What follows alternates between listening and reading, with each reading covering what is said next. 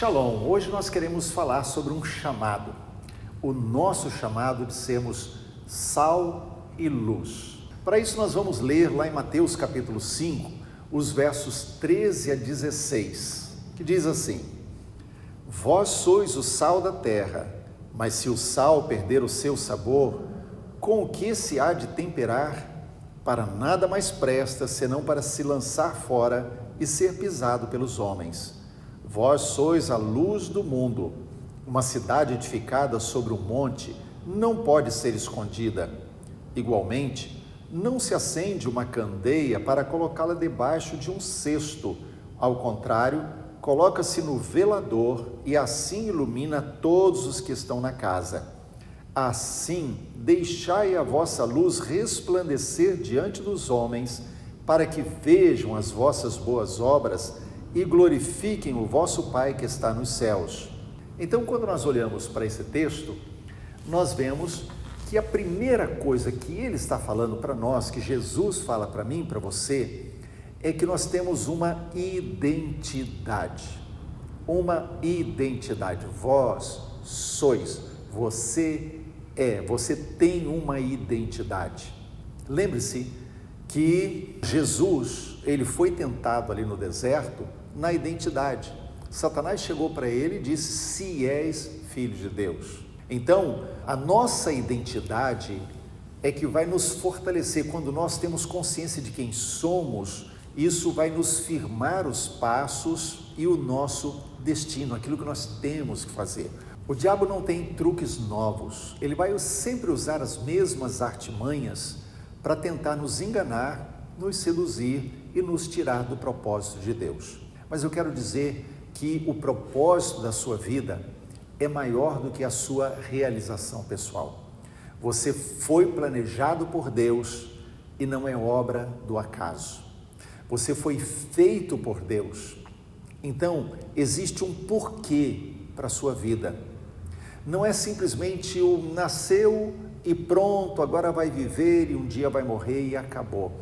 Deus desejou que você existisse, Deus planejou a sua existência e Deus preparou algo para a sua vida. Então, nós precisamos ter consciência de que Deus tem o controle de tudo e entregar a Ele o comando das nossas vidas. E lembre-se sempre de uma coisa: Deus não faz nada apenas para essa vida. Então, se você existe, é porque Deus tem um propósito aqui. Mas o propósito de Deus não se restringe apenas aqui, a essa vida, a essa terra, ao tempo que viveremos aqui. É sempre um propósito eterno. Tudo que Deus faz tem um propósito eterno. Você é eterno. Então viva à luz da eternidade. É isso que Eclesiastes fala. Deus plantou a eternidade no coração do homem. Então nós somos eternos e precisamos viver essa vida aqui à luz da eternidade, em função da eternidade. Agora, há coisas que podem impedir o cumprimento do propósito eterno de Deus para nós. Por exemplo, a culpa. A culpa, ela pode gerar em nós bloqueios. O remorso pode gerar em nós bloqueio. A vergonha pode gerar em nós bloqueio. Então, se esses sentimentos negativos vêm até você por algum motivo, você precisa confessar, precisa entregar e talvez, em muitos casos, buscar ajuda. Busca ajuda de um conselheiro espiritual, alguém que vai te ajudar com aquela culpa, com aquele remorso, com aquela vergonha. Talvez até mesmo um profissional que te ajude nessa tarefa, nesse trabalho de vencer esse lado na sua alma. A amargura é outra coisa que nos paralisa, né? Então são pessoas que se apegam, se aferram, revivem mágoas e negam o perdão a outras pessoas. Você precisa perdoar, precisa entregar, e isso é um quebrantamento pessoal, é uma decisão de vontade da sua parte. O medo nos paralisa, então nós precisamos aprender a depender de Deus. A Bíblia diz que no amor de Deus não há temor. Quando nós conhecemos o amor de Deus, nos entregamos a esse amor, não precisamos ter medo de nada. Deus estará no controle de todas as coisas. Quando nós nos apegamos a esse mundo, também isso nos desvia do nosso propósito. precisamos nos apegar a Jesus. Enfim, são tantas coisas que podem nos atrapalhar. E quando nós olhamos lá em Hebreus capítulo 12, ele diz assim: olha, nós que estamos rodeados de uma tão grande nuvem de testemunhas, vamos nos livrar de todo embaraço e do pecado que nos atrapalha na nossa carreira cristã. Vamos olhar para Jesus, o autor e consumador da nossa fé. Ou seja, o chamado ali é: não se deixe embaraçar com nada. Pecado é pecado. Embaraço, às vezes são coisas até boas, até são coisas corretas, mas são coisas que não fazem parte do propósito de Deus para nós. Então a Bíblia nos chama a deixar de lado essas coisas e focarmos em Jesus, naquilo que é o propósito dele para a nossa vida, porque aí sim nós podemos ter a certeza de viver o propósito eterno de Deus, e vivemos isso aqui e vivemos para a eternidade. Então nunca se esqueça, há um propósito para você. Então diga não quando esses sentimentos ruins vierem. E se você não estiver conseguindo viver sozinho, busque ajuda, busque oração, busque pessoas mais experientes, mais maduras espiritualmente, que possam te ajudar. Diga não às distrações. Aliás, a gente vive num tempo de muita distração. É tanta coisa também que nos distrai, que nos prende a atenção. São as redes sociais. Você tem um celular na mão em que você pode fazer tudo, a sua vida está ali naquele pequeno aparelho. E aquilo toma um tempo. Já não falamos mais de televisão, das séries, falamos apenas dos aplicativos, porque ali no celular, na palma da nossa mão, nós temos um mundo de coisas que pode nos distrair. Então, há tanta coisa que nos distrai, toma o nosso tempo, sugam a nossa energia, os nossos recursos, quando nós poderíamos estar focados nas coisas que são de Deus. Nada nos motiva mais do que ter um propósito na nossa vida, principalmente quando nós sabemos que aquilo que nós estamos fazendo é um propósito não só para o agora, mas é um propósito eterno, que vai afetar a nossa vida para a eternidade. Então, quando o texto bíblico aqui nos fala que nós somos sal e luz, está falando de identidade nossa. E aí lembre-se de uma coisa: tanto o sal quanto a luz, eles são voltados para fora de si mesmos. É isso que a gente precisa ter em mente agora. O sal, ele não pode ser insípido, ele não pode ser sal só para si, ele tem que ser sal para os outros, ele tem que temperar, ele tem que gerar sabor nos alimentos, ou então vai ser jogado fora. A luz, ela não pode existir para si mesma, ela existe para ser colocada no velador e para iluminar todo o ambiente, gerar luz para outros. Então, tanto o sal quanto a luz, eles têm que ser voltados para fora de si mesmos. Então, quando ele diz, vocês são sal, vocês são luz, está dizendo: não viva para si mesmo, viva para fora de si. Você existe para experimentar e transmitir o amor de Deus. Você experimenta, mas você não pode reter para si, você tem que transmitir. O sal, com sabor, ele é voltado para fora e tem um propósito.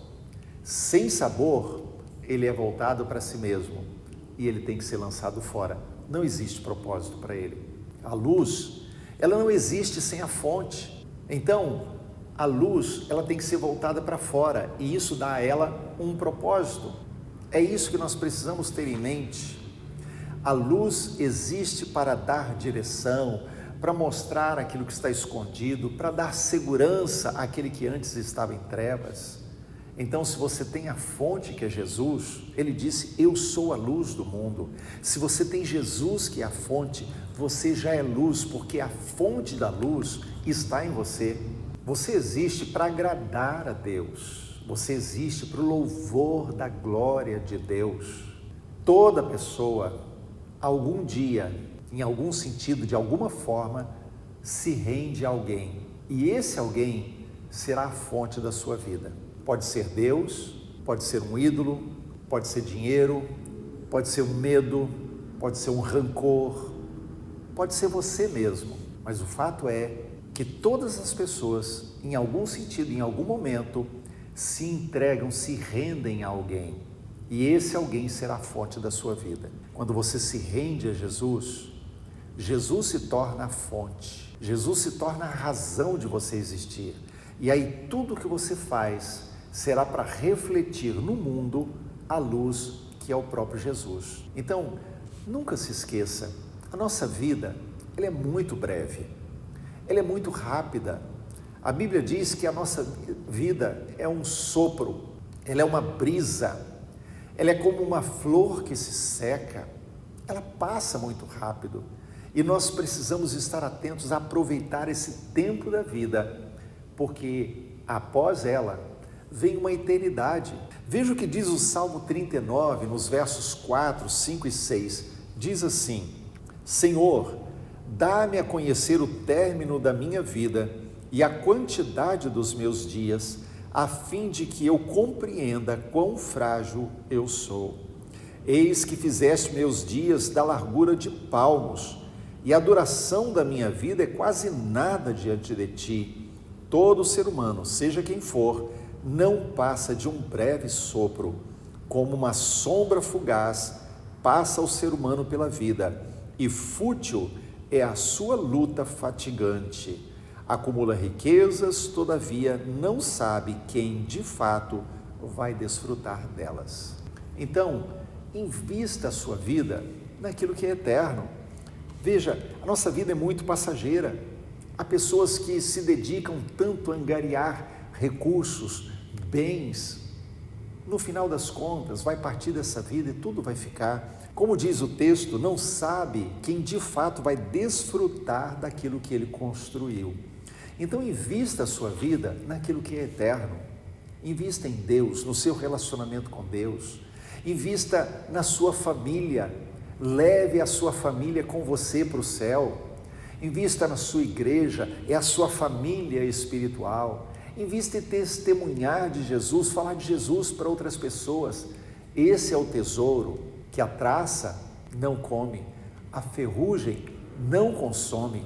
É o único tesouro que nós vamos levar para o céu. Pessoas, vidas, almas. Então invista em pessoas. A nossa morte, ela é uma grande transição, na verdade. O que vem depois é muito maior, muito maior do que tudo aquilo que nós podemos ter aqui. É muito mais intenso, muito mais grandioso. Então vale a pena investirmos naquilo que vem depois. Viva com propósito, faça a diferença nessa vida. Invista a sua vida na eternidade, porque isso sim vale a pena, porque o Deus a quem servimos, o Deus a quem buscamos, o Deus em quem nós cremos, é um Deus eterno e tem para você um destino eterno.